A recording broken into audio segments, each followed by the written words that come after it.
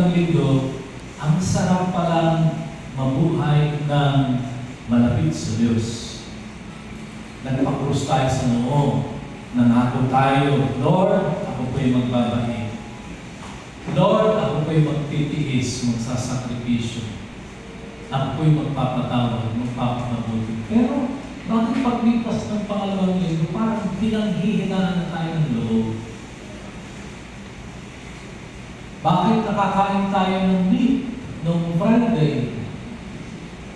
Bakit bumabalik tayo sa ayaw natin sa ating sarili dahil masamang ugali yun? Pinanghihinaan tayo ng loob. That's why, in the first reading, sa unang pagbasa, ibinigay sa atin ang katauhan ni Abraham. Si Abraham, pinanghinaan ng loob.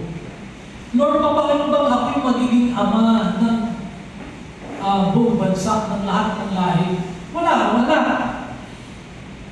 Mayroon ng panghawakan yun, kaya ang ginawa ng Panginoon, sinubok ang kanyang pananampalataya dahil sa kawalan ng anak na lalaki at tagapagmana. Ngunit binigyan ng Panginoon si Abraham ng tanda na tutuparin ito ang ipinangakong bibigyan siya ng maraming mga anak.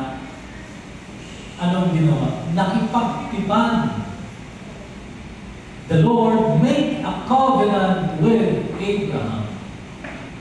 At tandaan ng pakipagtipan iyon, mayroon pakipagtipan kay Panginoon sa Panginoon, dapat may baka ka, may tupa, may kambing, maghuhuli ka pa ng kalapati.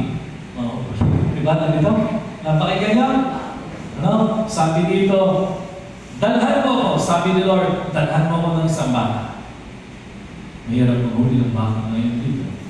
Ang baka ata ay